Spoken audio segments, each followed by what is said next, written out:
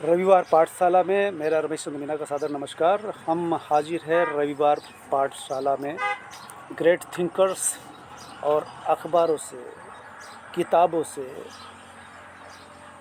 आज हम जानेंगे मौलाना मोहम्मद जलालुद्दीन रूमी को, जो फ़ारसी कवि और सूफ़ी मत पर चलने वाले रहे। आपका मशहूर कथन है, बेहद ख़राब दौर में भी हार न माने, राह यहीं से बदलती है। मौलाना मोहम्मद जलालुद्दीन रूमी फ़ारसी कवि रहे, कवि, लेखक व दार्शनिक। ये गूढ़ कथन बड़ा ही रहस्यमय है, मन और आत्मा के अंदर झांकने का अवसर देता है। इसीलिए मैं अक्सर ये बात कहता हूँ कि अखबार पढ़ना और अच्छी किताबें पढ़ना क्यों कर ज़रूरी है। हमारा जीवन बदल जाता है। हमारे जीवन में कई उतार चढ़ाव आते हैं, कई फिसलनें आती हैं, कई बार ऐसी राहें होती है जहाँ पर हम थोड़े से बेहोश होने पर या सजग न होने पर फिसल जाते हैं। इसलिए ग्रेट थिंकर्स में रविवार पाठशाला में हम 2 बार गौतम बुद्ध का जिक्र कर चुके हैं, और ऐसे ही ग्रेट थिंकर्स को हम रविवार पाठशाला में रूबरू होते हैं। तो आज हमारे मौलाना मोहम्मद जलालुद्दीन रूमी के क्या सोच है, क्या दर्शन है। बेहद खराब दौर हो,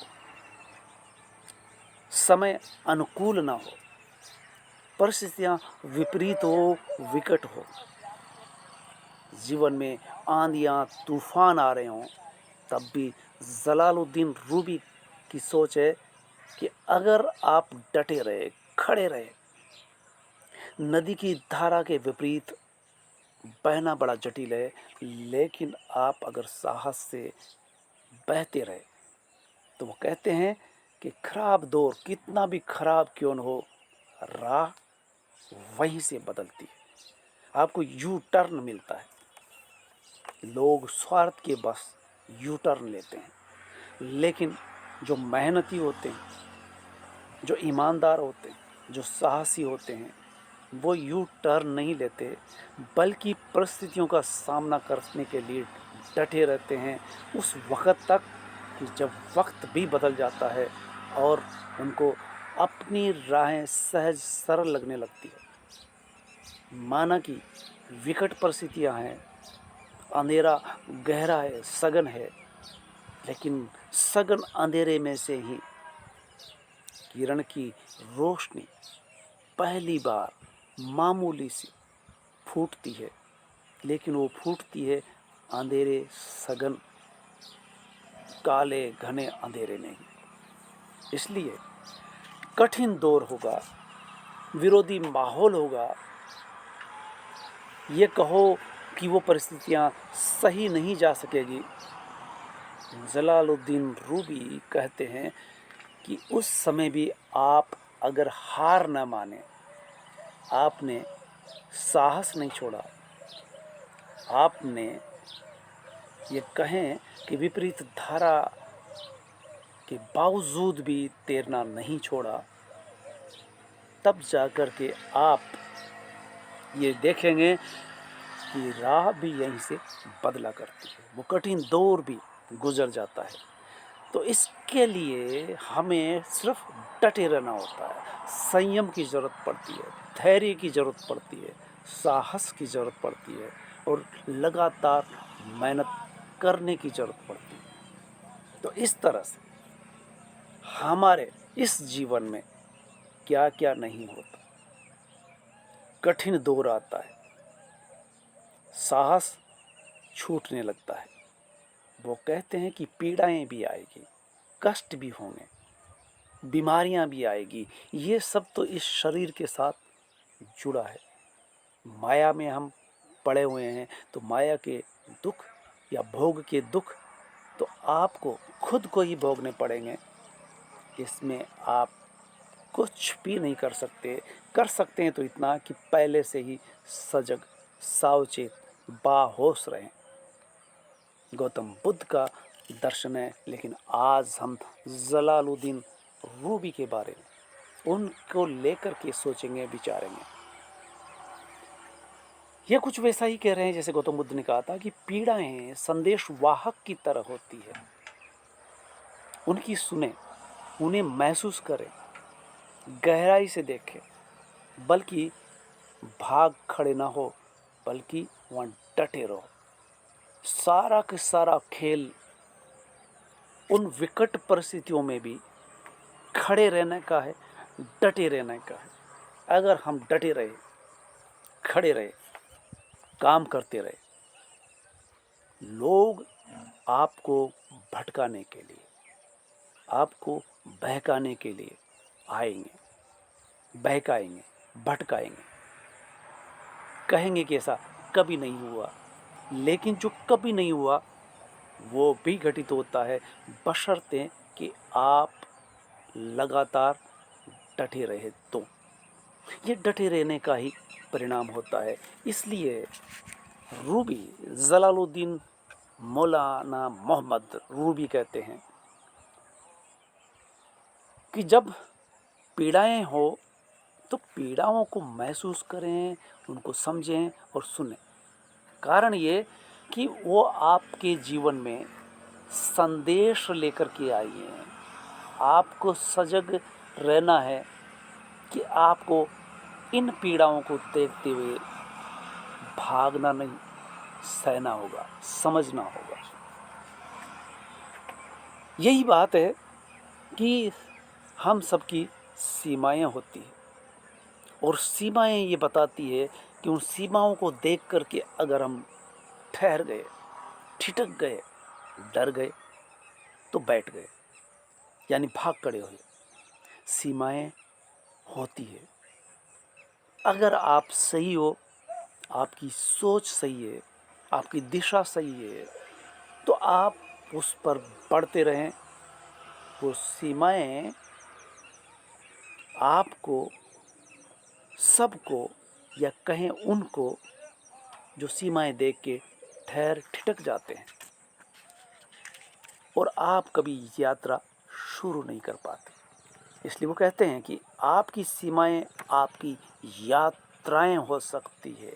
आप बड़े लंबे यात्री हो सकते हैं, और जब आप बढ़ेंगे तो वह आपको अलग अलग नज़ारे नज़र आएंगे, अलग अलग दृश्य नज़र आएंगे, अलग अलग उतार चढ़ाव नज़र आएंगे, बशर्ते कि आप डटे रहें, खड़े रहें, चलते रहें निरंतर।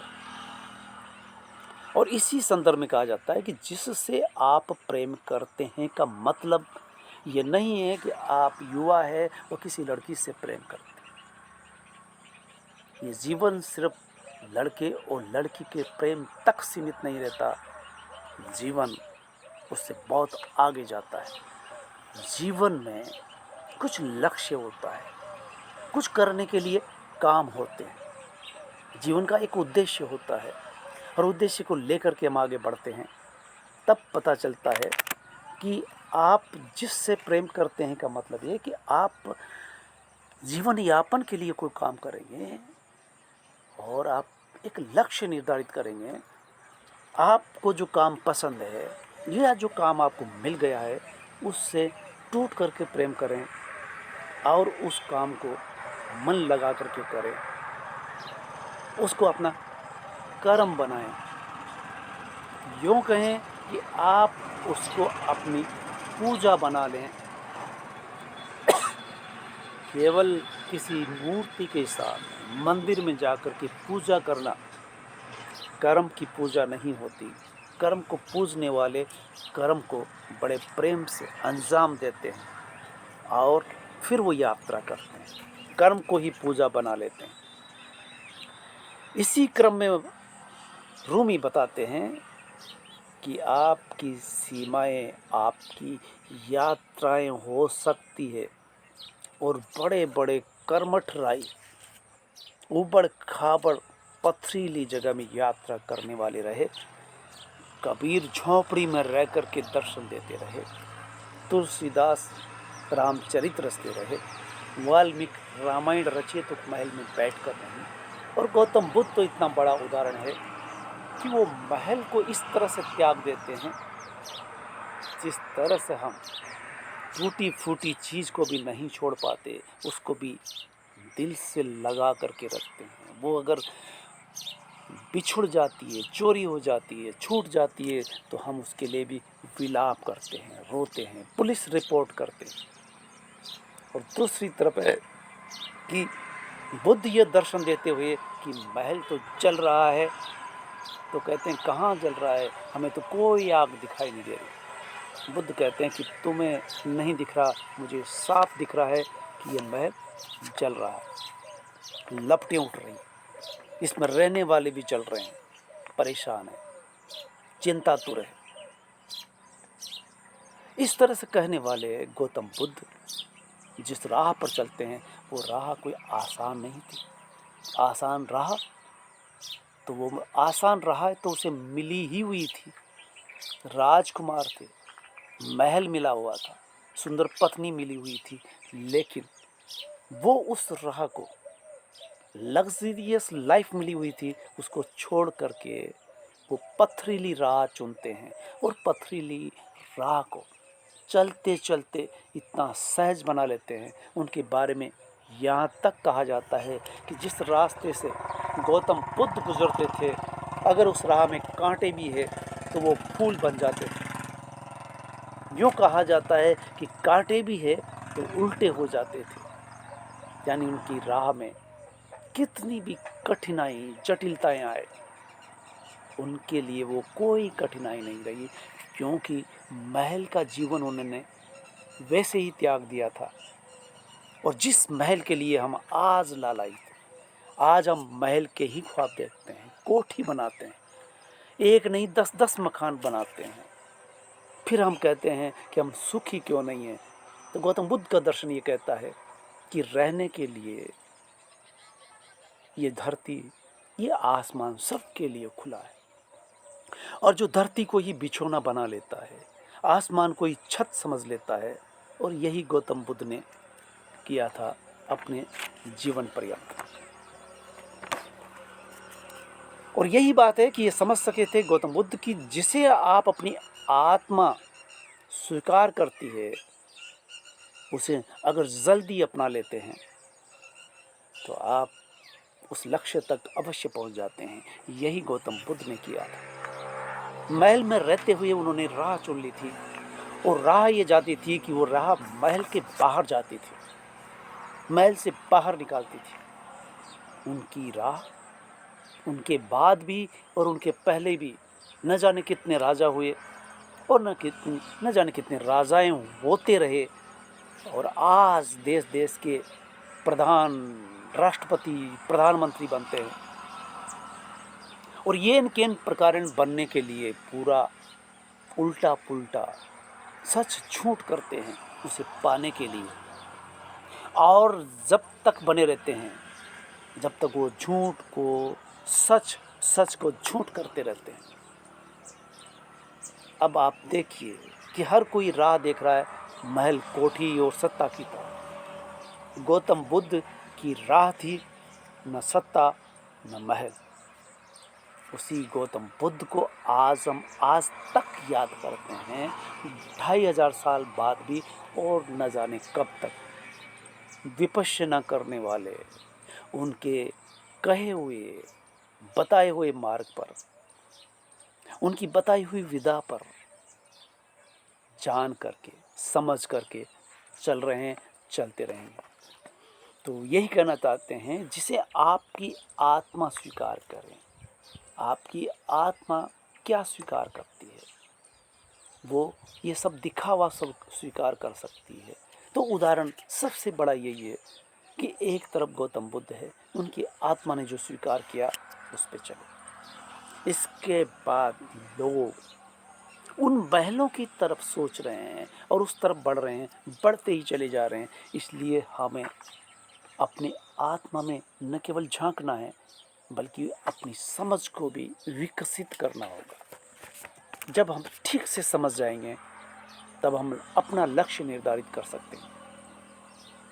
और यही कारण है कि समाज में रहते हुए हम अक्सर दूसरों को देखते हैं, दूसरे को आदर्श मान लेते हैं और दूसरों की कहानियाँ सुन कर के भौचक रह जाते हैं, रोमांचित होते हैं और सुन कर के खुश होते हैं। रूमी कहते हैं, मौलाना मोहम्मद जलालुद्दीन रूमी कहते हैं कि दूसरों की कहानियों को सुनकर के संतुष्ट होकर न रह जाएं, बल्कि आप अपनी कहानियाँ बुनें। आपकी अपनी कहानी हो सकती है, लोग उनको सुन सकते हैं, सुन कर के फिर वो संतुष्ट होते रहेंगे। आप अपनी कहानी को उजागर करें, पहले बनाएं, फिर उसे उजागर कर सकते हैं। ये अवसर भी आपको प्रकृति ने दिया है। और आगे बढ़ते हैं। ग्रेट थिंकर्स के बाद ग्रेट किताबें जो हमें बराबर राहें दिखाती। रविवार पाठशाला की यही खूबी है कि इसमें ग्रेट थिंकर्स के विचार आते हैं और कुछ चुनिंदा 2-3 किताबों की खास बात, उसकी मार्मिक विचार या उसमें आत्मा निकाल करके रखी जाती है। वो है कि सफलता पाने या खुशी पाने में देर हो रही है, ये न कहें, ये सोचें ही नहीं कि हमें सफलता नहीं मिल रही या हमें खुशी नहीं मिल पा रही, हम बहुत कुछ कर रहे हैं, बहुत देर हो रही है, तो क्या कहें, ऐसा कभी ना कहें। बल्कि आप बीमार हैं, आप टूट रहे हैं, आप टूट के बिखर रहे हैं, बहुत बीमार है, आप कुछ नहीं कर सकते, तब आप कुछ भी नहीं कर सकते। बीमारी है तो उसका सामना करें, टूटन है तो उसको देखें, गिर गए हैं तो उठ खड़े हों। ये सब जब आप करेंगे तब वो सफलता, जो खुशी आप चाहते हैं, वो भी उसी राह से निकलती है जिसमें आपको कई बाधाएं आने वाली हैं। वो बाधाओं का सामना करते हुए, दरअसल बीमार न शरीर होता है, न हम टूटते हैं, न हम समस्याग्रस्त होते हैं, बल्कि ये मन ही है जो समस्याग्रस्त होता है। मन बीमार होता है, मन टूटता है और हमें तोड़ देता है। तो मन को मांजने का सबसे बेहतरीन तरीका गौतम बुद्ध विपश्यना आपको बताते हैं। अगर विपश्यना आप करते हैं तो आपको ये अवसर मिलता है कि आपका मन कितना बीमार है और बीमार मन के साथ आप यात्रा कर रहे हैं। इसको स्वस्थ कर सकते हैं रोज़ अभ्यास करके। और रोज़ अभ्यास करने के लिए, जैसा कि एक पिछला वीडियो था कि विपश्यना कैसे करें, कहाँ करें, कितना समय दें, वो इस साइट पर पड़ा हुआ है, उसे सुन सकते हैं। वो मेरे विपश्यना के करने के, उस जगह पर जाने के अनुभव होंगे। तो छुपी हुई कई संभावनाएं हर व्यक्ति के जीवन में होती हैं। संभावनाएं कब तलाशी जाती है? जब हम हैरान, परेशान, समस्याग्रस्त और हमारा ध्यान उन समस्याओं को लेकर के ही है, उन बेचैनियों को लेकर के ही है, उन रुकावटों को लेकर के ही है। तब सजग होकर, बाहोश रह करके, ध्यान में उतर करके, स्थिर मन से अगर देखें, तब पता चलता है कि हमारे अंदर भी बहुतेरी ऐसी संभावनाएं, बहुतेरी ऐसी राहें हैं। कहा यह जाता है कि जो कोचिंग करते हैं, कोचिंग से सफलताएं देख रहे हैं, उनमें पता चलता है कि 100 अगर विद्यार्थी प्रतियोगी वहाँ जा रहे हैं तो 1 या 2, 3, 5 सफल होते हैं, बाकी 90 से लेकर 99 तक को घर लौटना होता है। तो इसका मतलब नहीं हुए वहाँ उस राह पर नहीं बढ़ सके, तो इसका मतलब ये नहीं होता कि रास्ता रुक गया, दरवाज़ा बंद हो गया, दीवार खड़ी हो गई है, अब कोई रास्ता नहीं। आप पीछे मुड़िए, रास्ता पीछे की तरफ है, साइडों में है, सामने ही रास्ता नहीं होता जो आँखों से दिखता है। मन की आँखों से देखने के लिए हमें सामने नहीं, अंदर देखना होता है, अगल बगल में देखना होता है, पीछे मुड़ना होता है। ये भी एक भौतिक तरीके से देखना हुआ। अगर आप आँख ही बंद कर लें और अपने अंदर ही उतर जाएं, तब आपको इस बात का शिद्दत से एहसास होगा कि रास्ता एक नहीं, हज़ारों है। आँख बंद करने के बाद रास्ता दिखता है, और आँखें खुली रहने के बाद हम जिस समस्या में से जूझ रहे हैं, जिस संकट को का सामना कर रहे हैं, वही दिख रहा है। आप आँख बंद करें, अंदर से भी सजेशन आते हैं, सुझाव आते हैं, सलाहें आती है। कई बार आपके मित्र, आपके मिलने वाले, आपके रिश्तेदार कोई सलाह नहीं दे पाते, बल्कि वो कहते हैं कि अब रास्ता बंद है। आप भी मानते हैं, आपके मिलने वाले मित्र भी मानते हैं कि रास्ता बंद है। ऐसी घड़ी में भी अगर आप आँख बंद कर लें, अपने अंदर उतर जाएं, तब सजेशन अंदर से आते हैं। ये मौलाना मोहम्मद जलालुद्दीन रूमी के विचारों के तहत हम गौतम बुद्ध के विचारों तक जाते हैं। हर ग्रेट थिंकर ने वो बात कही है। ओशो रजनीश के आज भी इतने फॉलोवर क्यों है पूरे विश्व में? गौतम बुद्ध के मानने समझने वाले, उनकी राह पर चलने वाले हर देश में इतने सारे क्यों हैं? क्योंकि उनकी बात तार्किक है, वैज्ञानिक है और प्रैक्टिकल है, व्यावहारिक है, लेकिन उस पर चलना पड़ता है। सिर्फ मानने से काम नहीं चलता कि आप हिंदू है और हिंदू परंपरा संस्कारों में ढल गए, मानते हैं, जानते नहीं। तो गौतम बुद्ध के रास्ते को जानना पड़ता है, मानने से काम नहीं चलता। तो छुपी हुई संभावनाएं हैं। आप बेचैन हैं, आपको क्या चाहिए? आप बेचैन क्यों हैं? वही क्यों चाहिए जो सब चाहते हैं, और उसके चाहने के बाद आपको क्या मिलेगा?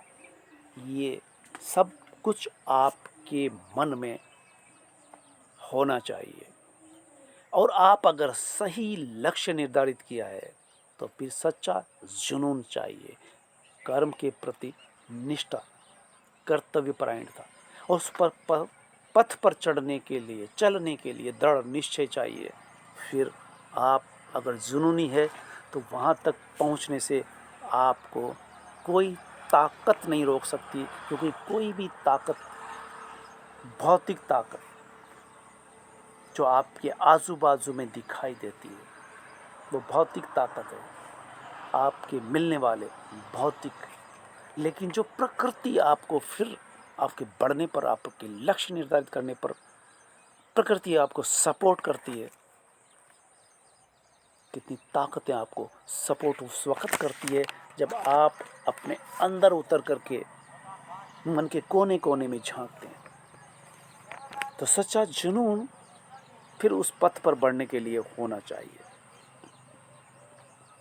और यह हर व्यक्ति के लिए है कि आप खुद तय करें कि आपका रास्ता क्या है, आपका लक्ष्य क्या है, आप जीवन कैसे जीना चाहते हैं, किस तरह का जीना चाहते हैं।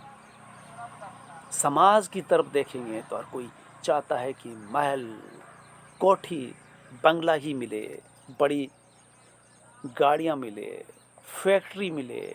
किसान है तो ज़मीन बड़ी बड़ी चाहिए, सारी ज़मीन हमारी होनी चाहिए।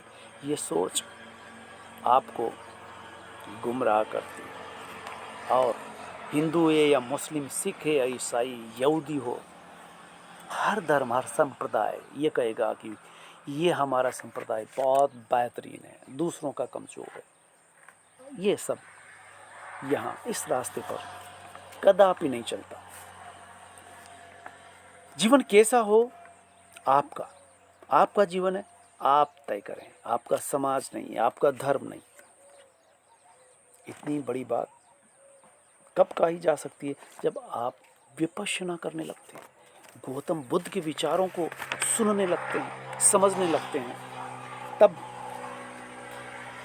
तब हर व्यक्ति की स्थिति, परिस्थिति अलग होती है। वो जिस परिवेश में रहता है उसके संकट अपने होते हैं, और उन संकटों में जूझते हुए उसकी ज़िंदगी गुजर जाती है। लेकिन अगर हम समाज से, परिवार से, मित्रों से उनकी भी अनसुनी करके जब अंदर ही उतर जाते हैं, तब अंदर से जो आवाज़ आती है वो शाश्वत प्रकृति की होती है, और तब आप उस स्थिति से जुड़ जाते हैं। तब आपको फिर वो स्थितियाँ, परिस्थितियाँ तोड़ नहीं सकती, रास्ते से भटका नहीं सकती। और अंत में कि जैसा आपका जीवन है उसे वैसे ही स्वीकार करें। आप गरीब हैं, आप ऐसी जगह पैदा हुए हैं जहाँ पर विकट परिस्थितियाँ हैं। तब क्या होगा? आप शरीर से कमज़ोर हैं, आप अपने आप को स्वीकार करें। आप अगर अपने आप को स्वीकार कर लेते हैं, तब सामने वाला कैसा है, क्या कर रहा है, कितना बड़ा है, कितना मोटा है, कितना स्वस्थ है, कितना गोरा है, कितना बलवान है, कितना पैसा वाला है, कितना फैक्ट्री वाला है, कितनी दुकानें हैं, कितने खेत हैं, कितनी खलियान हैं, जब तक ये आप देखते रहेंगे तब तक समाधान नहीं। आप अपने आप को स्वीकार नहीं कर रहे, आप परेशान हैं, आप हैरान हैं, आप दुखी हैं, आप असंतुष्ट रहेंगे, क्योंकि आप बाहर देख रहे हैं। जब तक आप बाहर देखेंगे, जब तक आप दूसरों से तुलना करेंगे, ये सब जब तक बंद नहीं हो जाता, और ये तब बंद होता है जब हम गौतम बुद्ध के रास्ते पर चलते हैं। मोहम्मद जलालुद्दीन रूमी का ये कथन कितना गजब का है